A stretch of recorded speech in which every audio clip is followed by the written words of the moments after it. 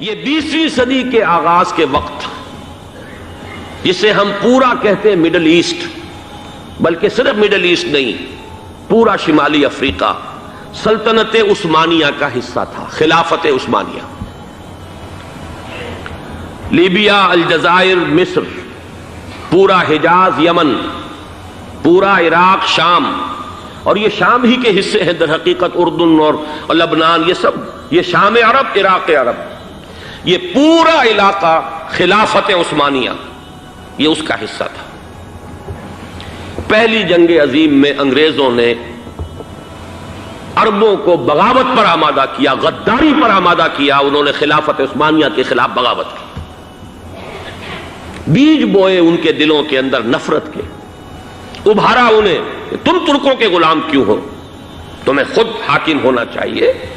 تم کھڑے ہو جاؤ، ہم مدد کریں گے، تم بغاوت کرو، تم ان ترکوں کے خلاف ہماری مدد کرو، ہم تمہیں آزاد کر دیں گے، تم اپنے پاؤں پر خود کھڑے ہو جانا۔ یہ بہت ہی ہمارے لیے دردناک المیہ ہے اس پہلی جنگ عظیم کا۔ کرنل لارنس جیسا شخص، برطانوی استعمار، اور اس کے نتیجے میں عربوں نے بغاوت کی۔ اور اس قدر دردناک بات آپ کو بتا رہا ہوں، میں پہلی مرتبہ جب سن 62 میں حج کے لیے گیا مدینہ منورہ میں، ابھی وہ ریل کے انجن کھڑے ہوئے تھے۔ یہ ترکی کے زمانے میں، سلطنت عثمانیہ کے زمانے میں بغداد سے مدینے تک ریلوے لائن تھی۔ یہ پورا ایک عالم سلطنت عثمانیہ، صرف سلطنت نہیں، خلافت عثمانیہ، پوری ٹرینیں جو ہے ترکوں کی اڑائی گئی،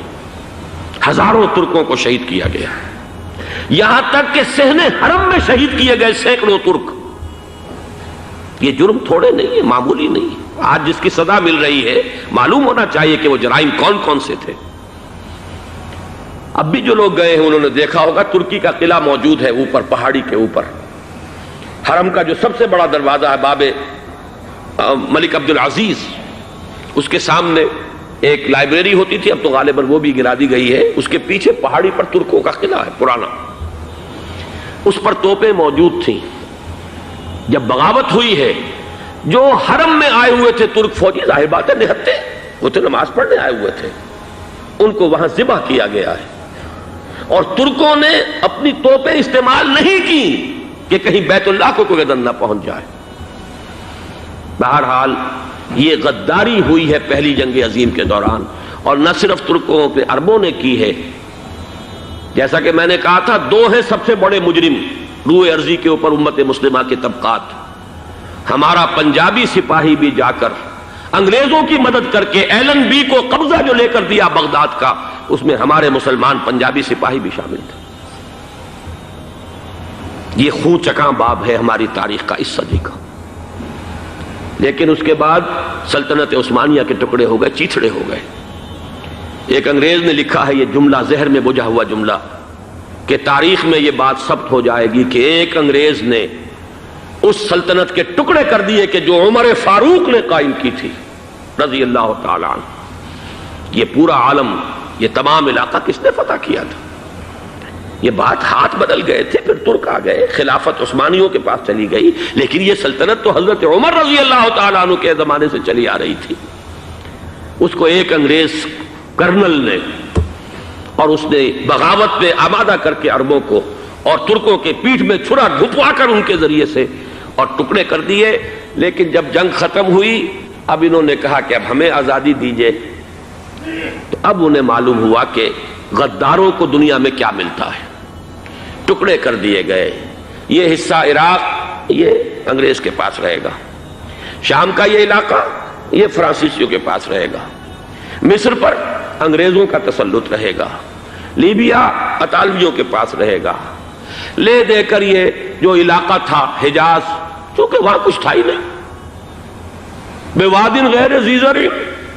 یہ عربوں کے پاس چھوڑ دیا گیا۔ اس وقت جو بادشاہ ہیں شاہ حسین اردن کے، ان کے دادا سب سے بڑے غدار وہی تھے، لہذا ان کو اس علاقے کی بادشاہت دے دی گئی۔ اس کے بعد نجد سے ایک تحریک اٹھی ہے، وہ سعودی جو خاندان ہے وہ نجد سے اٹھا ہے۔ نجد میں اس وقت کچھ بھی نہیں تھا، وہ تو صرف ریت کے تودے تھے اور کچھ بھی نہیں، لہذا ادھر کسی استعماری قوت کو دیکھنے کی ضرورت ہی نہیں تھی۔ وہ تو بعد میں تیل برآمد ہوا اور اس کی حیثیت ہو گئی، اور یہ امارات کا علاقہ جو ہے اس کی دنیا میں اب گویا کہ یوں سمجھیے کہ جو سب سے زیادہ اہم علاقے ہو سکتے ہیں روئے ارضی کے نقشے پر، ان میں سے ایک وہ ہو گیا، لیکن یہ اس وقت کی بات میں کر رہا ہوں، کوئی حیثیت نہیں تھی، لہذا اس کو چھوڑ دیا گیا۔ یہ ہے تاریخی پس منظر، یہ لکیریں جو کھینچی گئی ہیں،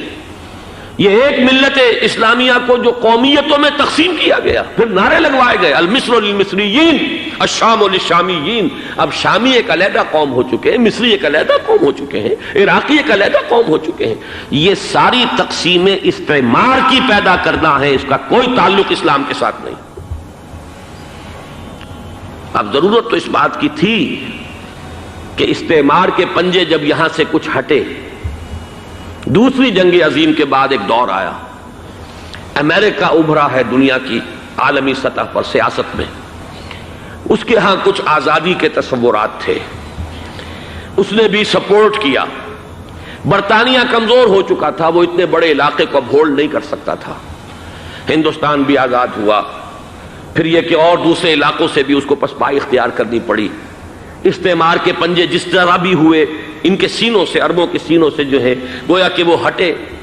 لیکن امریکہ نے ایک اپنی بہت بڑی حکمت عملی جو اختیار کی، عالم عرب کے سینے میں اسرائیل کا خنجر پیوست کر دیا، تاکہ یہ کبھی آزاد نہ ہو جائیں، ہمارے انگوٹھے تلے رہے،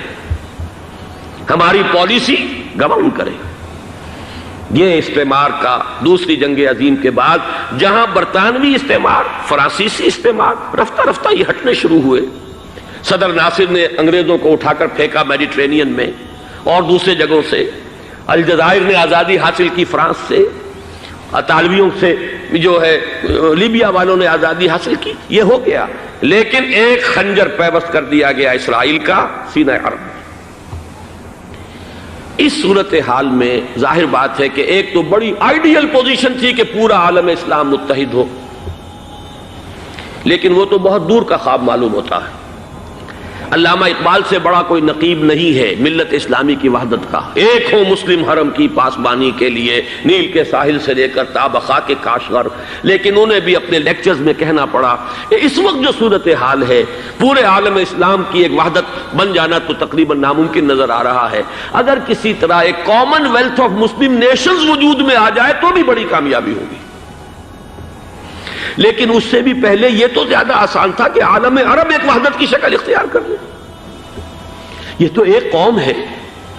اکثر و بیشتر ایک نسل یا زیادہ دو نسلیں کہہ دیجئے، شمالی افریقہ میں بربر نسل بھی ہے، باقی تو سب عرب ہے۔